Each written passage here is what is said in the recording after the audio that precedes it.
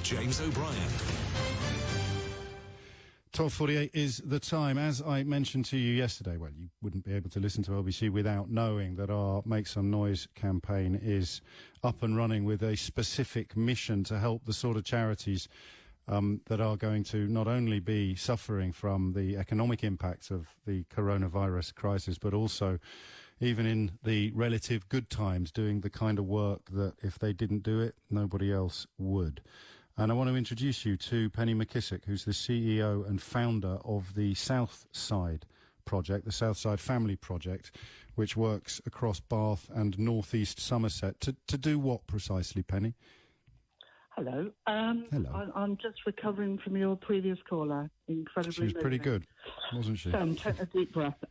Well, we do everything we possibly can to help families, individuals, lots of things like debt, like family problems, school problems, health problems, addiction, you name it, James, we do it. A lot of domestic abuse work at the moment, and just listen to what you said, you know, it was pretty demanding before, but now, you know, it's got so hard and you know, around food, around everything really, and much more anxiety, much more chaos, many more incidents, repeat incidents of domestic abuse, problems with child contact where, you know, families are living apart, children being dragged from one family to another, one house to another. So it's just, and then, you know, at the end of it all, it's waiting for the tsunami and the funding cuts when lockdown is lifted more. So that sounds pretty depressing, but we're all very committed to, you know, doing something about it. And we will do our level best to give you some sort of help via the Make Some Noise campaign. Can we put any numbers on things, Penny? The sort of upticks and increases in demands upon your services? Yeah, at the moment, around domestic abuse, the increase has been 70%. To begin with, it was a bit less, I think, because people were so locked down that maybe, you know, the perpetrator breathing down their neck. But as things have loosened more, so it's 70% up, 240% increased demand for food. So we generally have numbers in the hundreds, but it's just going up daily. And I mean, I hesitate to ask you this, but how close to the proverbial breadline is the organisation? Given the impact of coronavirus, demands for your services increases, presumably support absolutely. for you. Yes. Yeah, well, I've just come from a management meeting where we had to be, you know, say it how it is, and we will think about what we need to do. But, James, you know, we've survived through lots of things for 25 years nearly, and we will survive. It might look different, but we will survive. You know, we're working with survivors all the time that, against all the odds, manage to keep going. So we have, I'm absolutely convinced, you know, that we will. But it's tough, really tougher than I've ever known. I've done this work for over 35 years. Paint a picture, if you could, of the kind of family, and obviously without divulging any identifying details, perhaps one that you've been in contact with over the last few days, the kind of family that my listeners might be able to help via your charity. Sure. Well, I mean, I actually, I'm the CEO, but I have a caseload at the moment.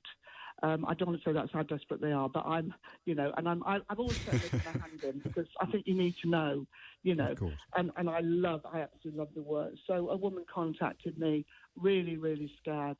The perpetrator had come back in, he'd come out of rehab, he'd started drinking, using drugs. She was absolutely terrified. She has 3 children and she's pregnant. He'd just been found by the police trying to hang himself. So we're talking, you know, this was 7:15 in the morning when she first phoned me. And I think what in a way, that this situation has gone on for her for a while. She feels sorry for him. He's a great dad when he's not drunk or taking drugs. And she's had him back. He had a terrible childhood himself, all that stuff. But this time he threatened to kill her son. Not his son, her son, her teenage son. That was the line.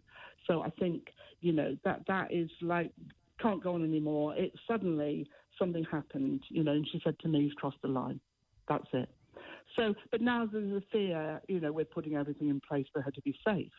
but that he can, he knows where she is, etc. So that's the sort of thing we're always dealing with. I think that's just, just an idea. And that's an extreme example. At the less extreme end of the scale, you're simply helping people to get food in their children's mouths. Or one of the things that I think everyone who's been homeschooling will really resonate with is the kids who haven't got the basic kit needed to do schoolwork at home. So you're sending out activity packs to families who haven't got crayons. Surrounded by hundreds of them. It's quite funny if you could see me. It's not very glamorous. All these activity packs, boys, girls, fantastic. The people that have given us stuff, and we're out there all hours delivering, but also homeschooling. So we'll bring in a volunteer who was a teacher or a Senko to help out over the phone, because people have a terrible experience often of school themselves, and then these demands, it's like me and IT. I just go into this, get my grandson to help me. I feel an absolute idiot. Well, this is how people are feeling, and they feel they're letting the kids down, and they're also struggling with them to feed, on and on and on. So we do whatever, James, whatever clearly can help. Why do you do it? Because it's obviously exhausting. Everyone's got their own issues and their own problems. Why do you keep on doing this? I think, very personally, I'm a survivor myself. No one would have known from the outside, but my childhood was pretty horrific. And then I got into I hope my husband's not listening, some pretty awful relationships. I'd ended up with a fantastic partner and, an amazing work team. Over 70% of our paid workers actually were service users, so they've been there. They've had experience. Okay. And I think that's it. Came down from London, had a chance to do this job. Friend got me into volunteering. I thought, I'd blimmin' like this.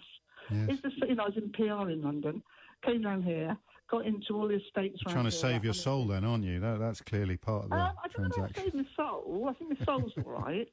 I meant after PR. Oh, God, you're so right there, yeah. Yeah, you're so right there. But in a way, those skills have been useful. Yes, I can see that. Yeah, and I think that's it. That there's, and most of the people that work, all of the people that work with, it's not just a job. It really isn't. Coming in here and there'll be like this sort of situation, what this woman I told you about me. Right, one will say, I've got this, I've got that, I can find that, I've heard about this. And one young boy who I've known since he was 14, he walked in here. I can't remember how many schools. Say 10 schools, 26 social workers, family, mother was just drunk or drugged all the time. Anyway, in he comes, he's worked for us, he moved to Wales, nasty relationship, and has left his partner, and he's homeless, even though his family lives nearby. A woman in Bath had rung us, and she got a flat that she used for Airbnb, and he's in it. There's no rent, and she stocked the fridge. That really brought tears to my eyes, because I thought, I'm watching the clock. I've got to get the appeal out there so that I can get as much money into your coffers as possible to help you carry on doing the work that you've just described so powerfully. So, thank you so much for your time and your efforts, the explanations that make what I'm about to do so much easier, Penny. Penny McKissock, the CEO and founder of the Southside project. So here's how it works, okay? If everybody listening right now donated £20, people like Penny and people up and down the country doing similarly essential work would be able to change the lives of thousands of people up and down the UK who are struggling in a whole heap of different ways. And all you have to do is text LBC20. That's LBC20 with no space, and you text it to 70766. LBC20 to 70766. 100% of your donation will go to Global's Make Some Noise. You've got to be over 16. Standard network charges apply. The full terms and conditions and another means of donating can be found at makesomenoise.com. But the bottom line, text LBC20 to 70766, because however bad you're finding this lockdown, however worried you are by events, there's always somebody worse off. And people like Penny, for reasons she just explained quite beautifully, people like Penny try to help them. And you can help her help them by texting LBC20 to 70766. It's 12:57. I can squeeze in a small slice of Theo Usher with James.